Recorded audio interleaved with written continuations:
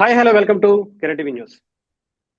జనసేన టీడీపీకి మధ్య మొన్న ఏదైతే బాలకృష్ణ గారు చేసినటువంటి వ్యాఖ్యలు చాలా తీవ్ర దుమారాన్ని రేపే, ముఖ్యంగా మెగా ఫ్యాన్స్ కి, అటు ఎన్టీఆర్ ఫ్యాన్స్ కి, జూనియర్ ఎన్టీఆర్ గారు అయితే టీడీపీ ఫ్యాన్స్ అందరికి కూడా. అయితే ఈ విషయంలో మధ్యలో రాయపాటి అరుణ్ గారి మీద మెగా ఫ్యాన్స్ కొంత ఆగ్రహానికి వస్తున్నటువంటి పరిస్థితి అయితే కనిపించింది. అసలు ఎందుకని ఆ ఇష్యూ అలా మాట్లాడడానికి గల కారణం ఏంటి? బాలకృష్ణ గారికి సపోర్ట్ గా మాట్లాడారు అని చెప్పి మెగా ఫ్యాన్స్ రాయపాటి అరుణ్ గారి మీద సోషల్ మీడియాలో ఒక విధంగా ట్రోల్ చేస్తున్నటువంటి పరిస్థితి. ఒకసారి మనతో పాటు రాయపాటి అరుణ్ గారు ఉన్నారు. నమస్తే మేడం. నమస్తే అండి. మేడం, ఏంటి మేడం, అంటే ఇప్పుడు మీరు జనసేన పార్టీలో ఉన్నారా, టీడీపీ పార్టీకి అధికార ప్రతినిధిగా ఉన్నారా? తొందరలో కేఏ పాల్ గారి పార్టీ కూడా అంటారేమో సార్, అదే డౌట్ వచ్చేస్తుంది. నేను పని చేస్తున్న జనసేన తప్ప అన్ని పార్టీలు కాపాదిస్తున్నారు నన్ను. అంటే ఎందుకని మేడం, అంటే మీ మీద ఈ ఆరోపణ ఎందుకు వచ్చింది? అంటే మీరు ఏదో టీడీపీకి ముసుగులో ఉన్నారు, ముసుగు తొలగించుకున్నారు ఈసారి అని చెప్పి కొన్ని చూశాను నేను ట్విట్టర్ లో. సార్, ఇప్పుడు మీరు ఇంట్రోలో చెప్పారు ఒక మాట, చిరంజీవి ఫ్యాన్స్, చిరంజీవి యువత ఆగ్రహం వ్యక్తం చేశారని చెప్పేసి. దీన్ని పూర్తిగా ఖండిస్తాను. ఎందుకంటే ఈ విషయానికి నిన్న నా మీద జరిగినటువంటి ట్రోలింగ్ ఏదైతే ఉందో, చిరంజీవి గారి ప్రొఫైల్ పిక్స్ పెట్టుకొని ఆ మెగా అభిమానుల ముసుగులో ఎవరైతే వచ్చి నా మీద సోషల్ మీడియాలో ట్రోలింగ్స్ చేశారో వాళ్ళకి, చిరంజీవి యువతకి అండ్ ఈ ట్రోలింగ్ ఇష్యూకి చిరంజీవి యువతకి ఎలాంటి సంబంధం లేదు. ఎందుకంటే ఇది సాక్షాత్తు చిరంజీవి యువత స్టేట్ హెడ్ గారి డైరెక్ట్ గా కాల్ చేసి మరి ఆయనే ఈ విషయంలో మీరు మాట్లాడి మేము పూర్తిగా వీడియో విన్నామమ్మా, సోషల్ మీడియాలో ఏదో ఎడిట్ చేసిన వీడియో తిరుగుతోంది, పూర్తిగా మీరు మాట్లాడిన వీడియో విన్నాం మేము, మీరు ఎక్కడ చిరంజీవి గారి గురించి ఏమీ తప్పుగా మాట్లాడలేదు.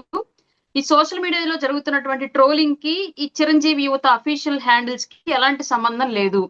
ఇది వాంటెడ్ గా ఎవరో కావాలని చేస్తున్నారు తప్ప ఈ విషయంలో మేము ఎలాంటి ఇన్వాల్వ్మెంట్ లేదమ్మా. మీకు ఏ టైంలో ఎలాంటి మోరల్ సపోర్ట్ కావాలన్నా మేము ఎప్పుడు మీ వెనకాల ఉంటామని చెప్పేసి సాక్షాత్తు వాళ్లే ఫోన్ చేసి మరి నాకు భరోసా ఇవ్వడం జరిగింది. నిజంగా ఈ సందర్భంగా వాళ్ళకైతే నేను నా కృతజ్ఞతలు మనస్ఫూర్తిగా తెలియజేసుకుంటున్నాను. ఎందుకంటే ఒక టఫ్ సిచ్యువేషన్ లో లాస్ట్ టైం 2023లో ఎలాగైతే జరిగిందో అప్పుడు వాళ్ళకి తెలియలేదు పాపం, తెలియక అప్పుడు కొంత అఫీషియల్ హ్యాండిల్స్ కూడా ఇన్వాల్వ్ అయ్యాయి. ఆ తర్వాత రియలైజ్ అయ్యారు ఎడిటెడ్ వీడియో, నేను ఏం తప్పు మాట్లాడలేదని చెప్పేసి రిలీజ్ అయ్యారు.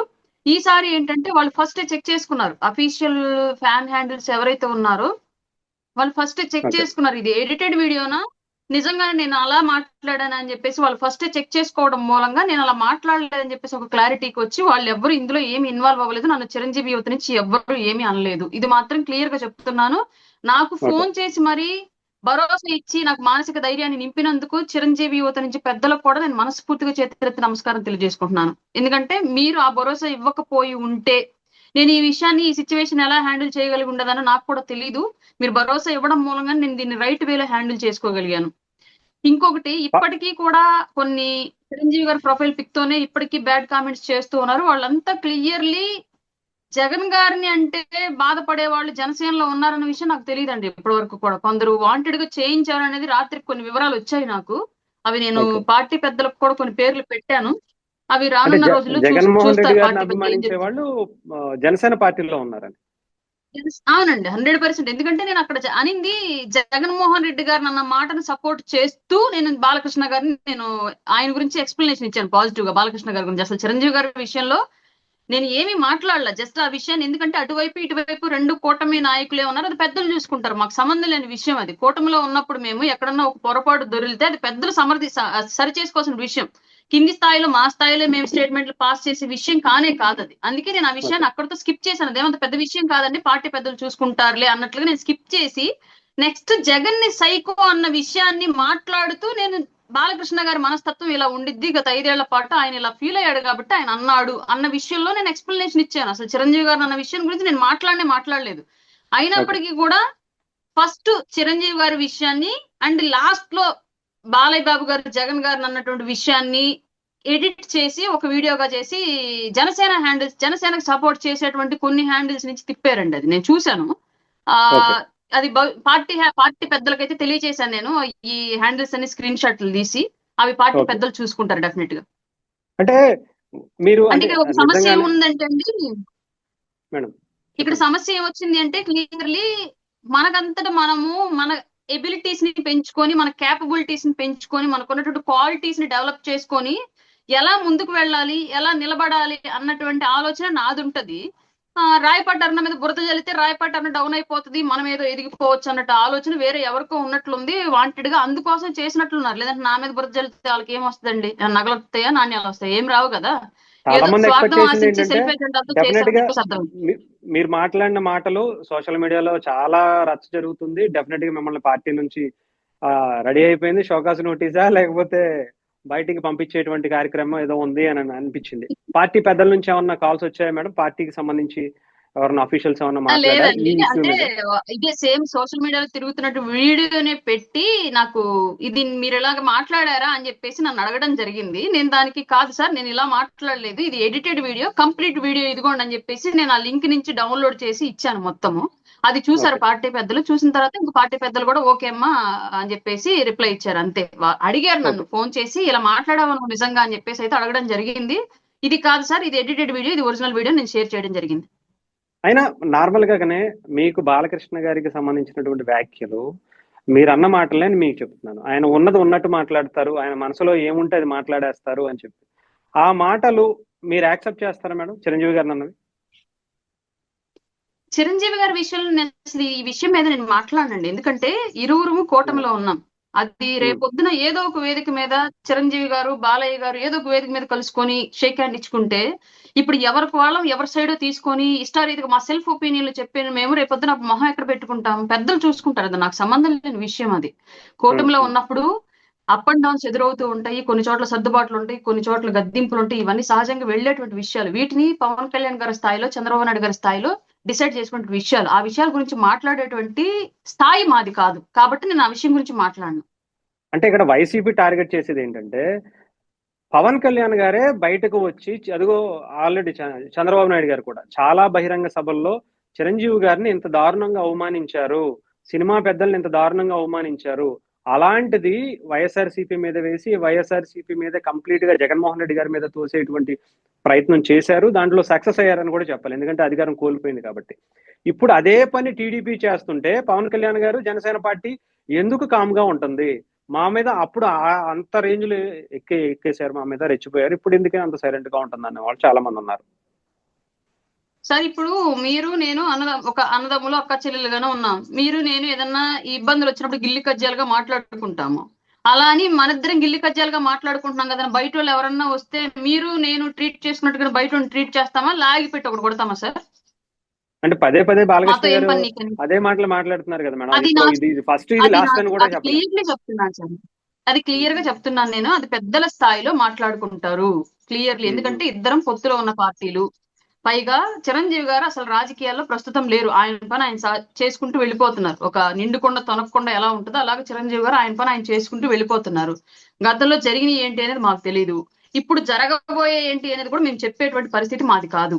అవి పార్టీ స్థాయిలో పెద్దల స్థాయిలో చూసుకుంటారు. అక్కడ జరిగేటువంటి విషయాలను మాట్లాడేటువంటి అర్హత మాకు లేదు కదా. మేమెవరం వాళ్ళ మధ్య జరిగేటువంటి విషయాల గురించి మాట్లాడడానికి? మాకేంటి రైట్? అందుకే ఆ విషయాల గురించి మేము తెలుసుకోలేదు. మా పని ఎంతవరకు రాజకీయ ప్లాట్ఫామ్ వరకు మేము మాట్లాడతాం. రాజకీయ ప్లాట్ఫామ్ వరకు ఏమన్నా మా పార్టీని ఏమన్నా అంటే ఎవరన్నా సరే విమర్శిస్తాం 100%. అందులో ఎలాంటి డౌట్ లేదు. అది మించి వెళ్లాల్సినటువంటి లైన్స్ మాకు లేవంటున్నాను. మామూలుగా మీ అభిప్రాయం చెప్పండి మేడం. అంటే చిరంజీవి గారు అంటే గతంలో కూడా ఒక ఇష్యూ వచ్చింది, అప్పుడు కూడా ఇలాగే చిరంజీవి గారి మీద ఏదో అన్నారు అని చెప్పేసి కొంతమంది మెగా అభిమానులు ఇలాగే రియాక్ట్ అయ్యారు. మీకు ఇందాక కూడా మీరు కూడా చెప్పారు. అంటే మీరు ఏమన్నా చిరంజీవి గారి మీద ఉన్న అభిప్రాయం మీకేంటి? గతంలో కూడా ఎందుకు వచ్చింది, ఇప్పుడు కూడా ఎందుకు వచ్చింది? అది కూడా పర్టికులర్ గా చిరంజీవి గారు అంటే మీకున్నటువంటి అభిప్రాయం. ఇక్కడ యాక్చువల్ గా మీరు ఆ 2 సంఘటనలు ఎడిట్ చేసినటువంటి వీడియోలు కాకుండా నేను చాలా వీడియోలు చిరంజీవి గారి గురించి మాట్లాడుకుంటా. చాలా, 1, 2 కాదు. నా విశ్లేషణ, ఆయన పట్ల నాకున్నటువంటి గౌరవము, నా ఒపీనియన్ ఏ స్థాయిలో విశ్లేషించుంటానో మీరు చూడొచ్చు. ఎందుకంటే ఆయన మీద నాకు అపారమైన గౌరవం ఎందుకు ఉండిద్ది అంటే, అసలు ఏ దారి తెన్ను తెలియకుండా, ఎలాంటి సపోర్ట్ లేకుండా అగ్ర దిగ్గజాలు ఏలుతున్నటువంటి మూవీ ఇండస్ట్రీలోకి అడుగుపెట్టి, ఎలాంటి సపోర్ట్ లేకపోయినా తన ఓన్ టాలెంట్ తో నిలబడేటువంటి వ్యక్తి, తనకంటూ ఒక కింగ్డమ్ ఏర్పరచుకున్నటువంటి వ్యక్తి చిరంజీవి గారు. ఆయన చూసి ఒక సినిమా ఇండస్ట్రీలోనే కాదు, అసలు సెల్ఫ్ గా కెరీర్ ని డెవలప్ చేసుకోవాలనుకున్న వాళ్ళు ఎక్కడ వెనకడుగు వేయకుండా, ఎవరు సపోర్ట్ లేకపోయినా ఎలా ముందుకు వెళ్ళాలి అని చెప్పేసి ఒక పాఠాన్ని నేర్చుకోవాల్సి వస్తే చిరంజీవి గారు ఒక రోల్ మోడల్, చిరంజీవి గారి లైఫ్ ఒక లెసన్, చిరంజీవి గారు ఎదిగిన తీరు ఒక చాప్టర్. ఇవన్నీ నాకు చిరంజీవి గారి మీద ఉన్నటువంటి ఒపీనియన్స్. రెండవది ఏంటి అంటే మీరు ఎన్ని రాళ్ళన్నా వేయండి ఆయన నుంచి ఒక్క నెగిటివ్ వర్డ్స్ కూడా మీరు రిసీవ్ చేసుకోలేరు. అంత కూల్ గా అవునా అన్నట్టుగా వెళ్ళిపోతారు. ఆయన పని ఆయన చేసుకుంటూ వెళ్ళిపోతారు. ఆయన తొనక్కకుండా నిండు కుండలాగా ఆయన పని ఆయన చేసుకుంటూ వెళ్ళేటువంటి వ్యక్తి ఆయన. అట్లాంటి వ్యక్తి మీద ఇంకొకటి రాజకీయం కూడా ఒక కితాబ్ ఎప్పుడు ఇస్తాను నేను ఈ విషయాన్ని. గతంలో ఈ విషయం మీద కూడా అపోజిట్ పార్టీలు ట్రోల్ చేశాయి నన్ను. బీసీలకి ఏ పార్టీ ఏ నాయకుడు ఇవ్వని స్థాయిలో 100 టికెట్లు ఇచ్చినటువంటి ఏకైక నాయకుడు ఏకైక పార్టీ చిరంజీవి గారు అప్పట్లో. ఇంకెవ్వరు ఆ తర్వాత గానీ ఆ ముందు గానీ ఎప్పుడు జరగల అట్లాంటి అద్భుతం. అదే ఆయన కనుక రాజకీయాల్లో నిలబడి ఉంటే ఇవాళ బీసీల చేతిలో రాజ్యాధికారం ఉండేది అని చెప్పుకోవడం ఎలాంటి సందేహం ఉండేది కాదు.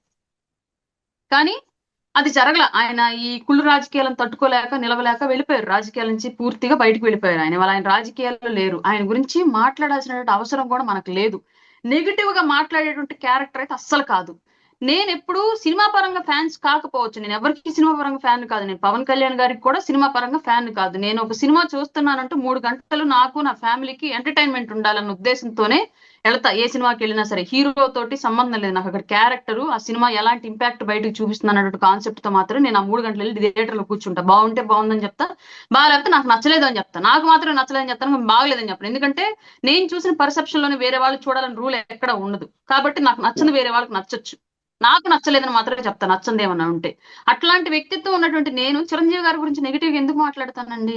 చిరంజీవి గారి గురించి పాజిటివ్ గా మాట్లాడుతూ రాజకీయాలను ప్రస్తావించి నేను ప్రస్తావించినటువంటి అంశాలను కట్ చేసి మరీ గతంలో ఇదే దాడి జరిగింది. సేమ్ 2023లో నా మీద ట్రోలింగ్ కి దిగినటువంటి అకౌంట్స్ నుంచే నిన్న కూడా అదే అకౌంట్స్ నుంచి నిన్న కూడా జరిగిందని చెప్పేసి పార్టీకి అనుసంధానంగా ఉన్నట్టు కొన్ని వెబ్సైట్లు నాకు రిపోర్ట్ ఇచ్చాయండి. సేమ్ 23లో జరిగినటువంటి అకౌంట్ల నుంచి ఇప్పుడు కూడా జరిగిందండి. క్లియర్లీ ఇది మీ మీద పర్సనల్ అటాక్. చిరంజీవి యువతకి ఈ విషయానికి ఎలాంటి సంబంధం లేదని చెప్పేసి క్లియర్ గా చెప్పారు. నా మీద పర్సనల్ అటాక్ చేయాల్సిన అవసరం ఎవరికి ఉండిద్ది? ఉంటే వైసీపీకి ఉండాలి. వాళ్ళంతా వైసీపీకి సంబంధించిన వాళ్ళు కాదు. ఎందుకంటే చాలా హ్యాండిల్స్ లో పార్టీ పీపుల్ ఫాలోవర్స్ గా ఉన్నారు నేను చూసినటువంటి అకౌంట్లలో. సో ఎవరో నేనంటే గిట్టని వాళ్ళు ఎవరో అలా చేశారు అంతే.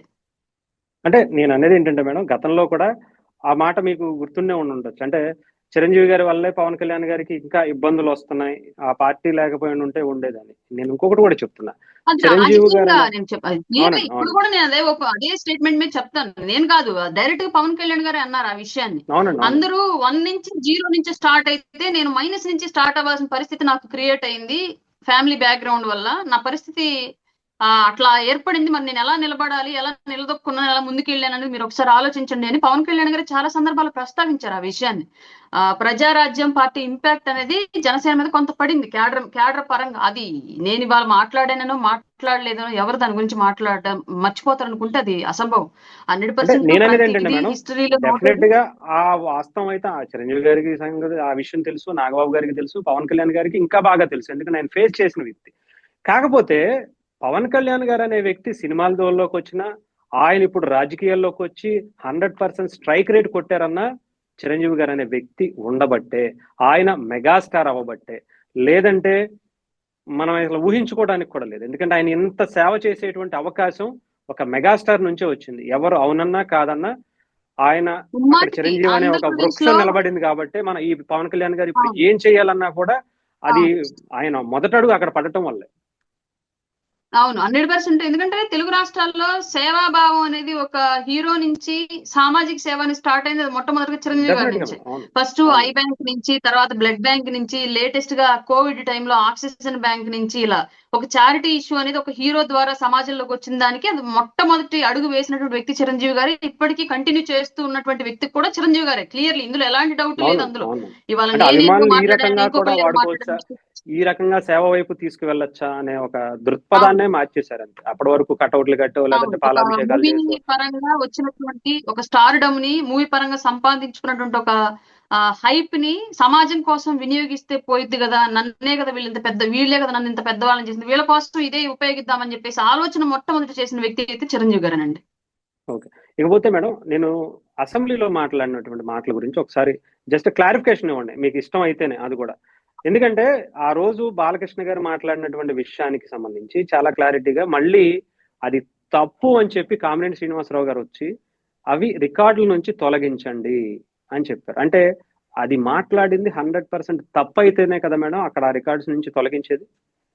తప్పు మాట్లాడితేనే కదా. రెండు ఇక్కడ అసలు ఆ ప్రస్తావనే అవసరం లేదు, తీసేసేయండి అన్నట్లుగా అసెంబ్లీ రికార్డ్స్ నుంచి రెండు స్పీచెస్ ని ఏదైతే కామినేని శ్రీనివాస్ గారు మాట్లాడారో అది, బాలయ్య గారు మాట్లాడింది ఏదో అది రెండు కూడా రికార్డ్స్ నుంచి తొలగించడం జరిగిందంటే అక్కడ అప్రస్తుతం ఆ విషయం. అసలు చిరంజీవి గారు రాజకీయాలు లేరు, అక్కడ ప్రస్తావించాల్సిన అవసరం కూడా లేదు. కాబట్టి రెండు విధానాల్ని తీసేశారు. అంటే కామినేని శ్రీనివాసరావు గారు మాట్లాడిన విషయం అప్రస్తుతం అయితే ఆ విషయానికి బాలయ్య బాబు గారు ఇచ్చినటువంటి ఆ బాడీ రియాక్ట్ లాంగ్వేజ్, ఆ అవుతాం. మాటలు తీరు అనేది కూడా ఇంకా అప్రస్తుతం కింద భావించారు కాబట్టి రెండింటిని తొలగించేశారండి. ఓకే. ఇంకొకటి మేడం, ఆ, జగన్ గారిని తిట్టారు అన్నదానికి మీరు రియాక్ట్ అయ్యాను, దాని గురించి మాట్లాడాను అన్నారు. అసెంబ్లీలో ఇదే తరహా ధోరణి, ఇలాంటి మాటలు మాట్లాడడం వల్లే జగన్మోహన్ రెడ్డి గారు ఇప్పుడు ఎక్కడ కూర్చున్నారో మనకు తెలుసు, ఎక్కడికి వెళ్ళిపోయారో మనకు తెలుసు. ఇప్పుడు అదే మాటల్ని మళ్ళీ ఇప్పుడు బాలకృష్ణ గారు లాంటి ఒక సీనియర్ ఎమ్మెల్యేనో, ఆ పార్టీకి సంబంధించిన నాయకుడో, ఆ కుటుంబం నుంచి వచ్చినటువంటి వ్యక్తి మాట్లాడడం వల్ల ఈవెన్ కూటమికి కూడా అది డ్యామేజ్ కాదంటారా? ఒక్క బాలయ్య గారనే కాదండి, అసెంబ్లీ చాలా మంది ఉన్నారు, అనేది డెఫినెట్ గా చాలా మంది ఉన్నారు. ప్రజల కోసం మాత్రమే మాట్లాడాల్సినటువంటి సభ. దాంట్లో ఎవరం వ్యక్తిగత ఈగోలను సాటిస్ఫై చేసుకోవడానికి మాట్లాడిన ఏ పదజాలమైనా సరే పీపుల్ నోటెడ్, అందరూ అబ్జర్వ్ చేస్తున్నారు, నోట్ చేసుకుంటారు. జగన్ టైంలో అసెంబ్లీ సమావేశాలు ఎలాగ జనం బుర్రల్లో రిజిస్టర్ అయ్యాయో, కూటమి టైంలో అసెంబ్లీ సమావేశాలు కూడా ప్రజల బుర్రలో అలాగే రిజిస్టర్ అవుతాయి. ఈ విషయాన్ని ఎవరు మర్చిపోయినా కావాలని మన ఓటమికి మనమే మెట్లు కట్టుకుంటూ వెళ్ళినట్టు 100%. అక్కడ హుందాగా జరగాల్సిన విషయాలు జరగాలి.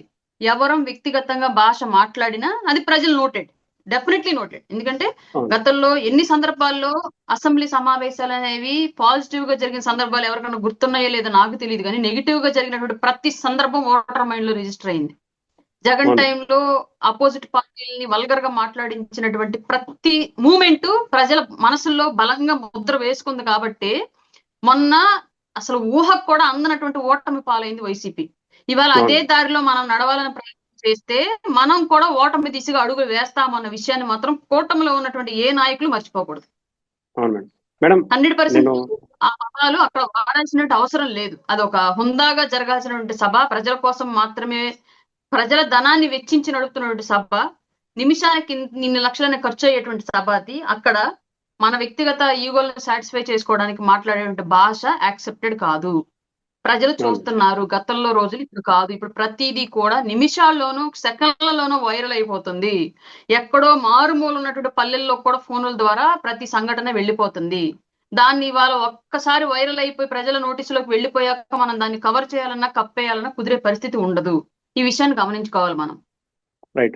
ఇక మెగాస్టార్ గారికి సంబంధించి ఇక్కడ వరకు నేను అది క్లోజ్ చేస్తాను మేడం. అంటే చాలా మంది ఏంటంటే మెగాస్టార్ గారు అంటే మీకు ఎందుకు కొంత తక్కువ భావన ఉంది అనే వాళ్ళకి మాత్రం ఇక్కడ వరకు నేను మీ దగ్గర నుంచి క్లారిటీ చెప్పించాలనే ప్రయత్నం. ఫ్యామిలీకే లేదండి అట్లాంటి అభిప్రాయం. చిరంజీవి గారి ఫ్యామిలీకే నా మీద అట్లా ఈ అమ్మాయి మా గురించి రాంగ్ గా మాట్లాడింది అనే అభిప్రాయం లేదు. వాళ్ళు జెన్యూన్ గా వాస్తవాన్ని చూశారు, వాళ్ళు నా పట్ల అభిమానం చూపుతున్నారు, నేను వాళ్ళకి కృతజ్ఞతలు తెలుపుకుంటున్నాను. మధ్యలో ఇదే ఈ వైసీపీ జనసేన ముసుగులో ఉన్న వైసీపీ హ్యాండిల్స్ చేసినటువంటి దారుణం ఇదంతా కూడా. లాస్ట్ టైం సేమ్ హ్యాండిల్స్, ఇప్పుడు సేమ్ హ్యాండిల్స్. అప్పుడు ఎడిటెడ్ వీడియో, ఇప్పుడు ఎడిటెడ్ వీడియో. అప్పుడు బూతులతో మీద పడిపోయారు, ఇప్పుడు బూతులతో మీద పడిపోయారు. అంటే వాళ్ళకేదో ఈ ఇంటర్నల్ ఎజెండా చెప్పాను కదండి. అరుణతో పరిగెత్తేటువంటి అవకాశం లేకపోతే ఎవరికైనా వాళ్ళని ముందుకు తీసుకెళ్ళాలని అరుణను పడేస్తే సరిపోయింది అన్నట్టు ఆలోచనతో ఉన్నారేమో బహుశా. అంతే, అంతకుమించి ఇంకేమీ లేదు.